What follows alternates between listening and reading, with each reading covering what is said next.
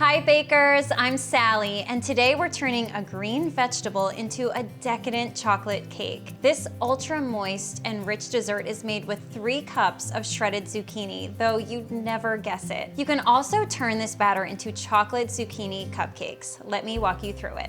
Start by shredding your zucchini. And I'm using a box grater to shred it. You'll need 3 cups.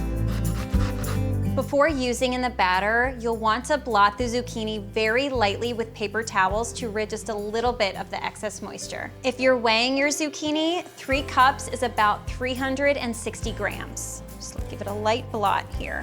Don't skip this blotting step or else your cakes will taste just a little too heavy. Zucchini is ready. Now let's move on to the dry ingredients. In a large bowl, whisk together flour, cocoa powder, baking soda, baking powder, a little bit of espresso powder, and salt. I love using espresso powder in chocolate desserts. It just deepens the chocolate flavor, and I promise the cake won't taste like coffee. You can skip it if desired. Give this a good whisk and set it aside. Now we'll switch to the mixer for our wet ingredients. Oil, sugar, a little bit of brown sugar, eggs, sour cream, and vanilla extract. Let's beat this together on medium speed for just about a minute for it to combine. That's good. It doesn't take too long because we're not creaming butter or anything. Now the zucchini, we'll add it right to the wet ingredients and mix that together just for a few seconds for it to combine. Perfect. Now we'll pour in the dry ingredients. We'll beat it all together on medium speed, just until combined.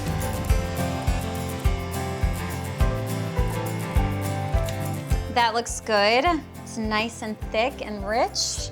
Pour in the chocolate chips. You can use mini chocolate chips or regular size. This just adds a little bit extra chocolate flavor. And just mix that until everything's combined. All right, perfect. The batter will be slightly thick, and that's what you want. Now we'll prepare the pans. You'll spray 2 9-inch round cake pans with nonstick spray. I do this for all of my layer cakes. I add parchment paper rounds, and I cut these just from a sheet of parchment paper. I trace the bottom of the cake pan. Stick that inside, fits perfectly, and then spray the parchment paper too, just to ensure this is a really non-stick environment for your cake. Now pour the cake batter into the prepared cake pans. And you can use a food scale to ensure that the pans are even, assuming you're using the same pans, or you can just eyeball it. And I'm just gonna eyeball it today. It's very thick and shiny batter. And if you're making cupcakes with this batter, just pour the batter into your lined cupcake pans. These take about 28 to 32 minutes to bake at 350 degrees Fahrenheit.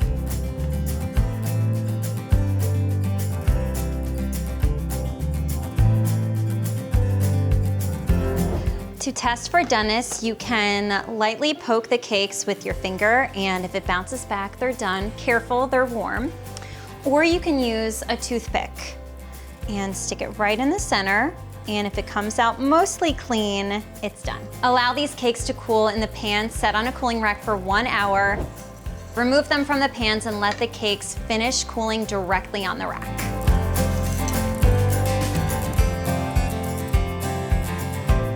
I'm going to make chocolate buttercream frosting for this chocolate zucchini cake. Start by beating softened butter until it's smooth and creamy. Beat this on medium speed for about 2 to 3 minutes.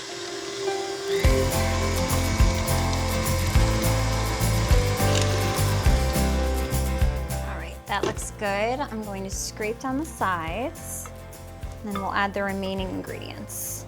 We'll need confectioner sugar, cocoa powder, natural or Dutch process, either works, some heavy cream to smooth it out, vanilla extract, a little bit of extra flavor, and a little bit of salt to help balance the sweet.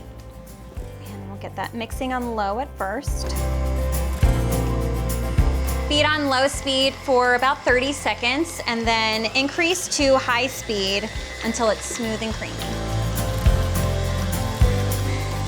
If your frosting is looking a little thick, mine is today, add 1 more tablespoon of heavy cream to help thin it out.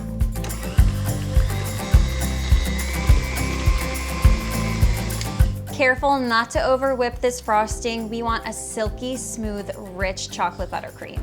Now I'm going to assemble the cake. I've got my cooled cake layers here. If the cakes look domed on top, you can level them off with a large serrated knife or a cake leveling tool. A flat surface helps give your layer cake stability. These cakes baked up flat, so I don't need to level them today. Place your first cake layer on your cake stand, or feel free to use a cake turntable for assembling and decorating. All right, evenly cover this bottom layer with frosting, and I usually use about 1 cup to 1.5 cups of frosting. I just eyeball it, which is 240 to 360 grams if you want to be accurate. All right, it's a nice thick layer. Spread it all the way to the sides. Make sure it's even. And for spreading, I'm using a straight icing spatula. All right, that looks good. Top with the second layer. This one's a little easy because it's just a 2-layer cake. Make sure it's nice and even. And then we will add the remaining frosting on top and all around the sides. I'm gonna start with a pile right in the center.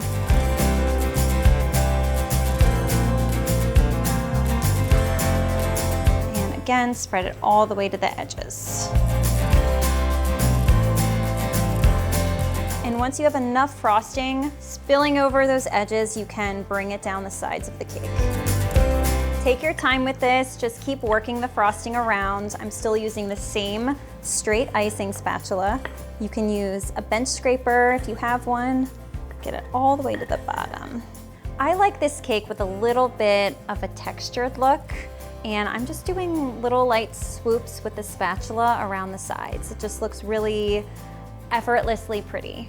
For garnishing the cake, I usually save some frosting for piping detail on top, and you can also garnish with chocolate chips, chocolate curls, or chocolate sprinkles, or all of the above. I'm going to fill the piping bag with this leftover buttercream. For the piping tip, I'm just using an open star tip. And I'll just do some light little piping right on top. This is completely optional. You can use all of the frosting instead of saving some for piping.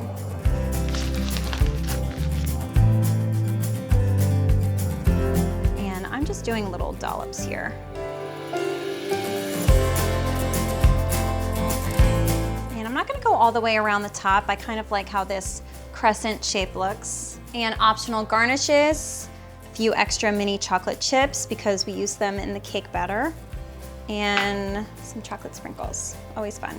Rich, dark chocolate indulgence. After one bite, you'll be convinced this is the best way to eat your vegetables.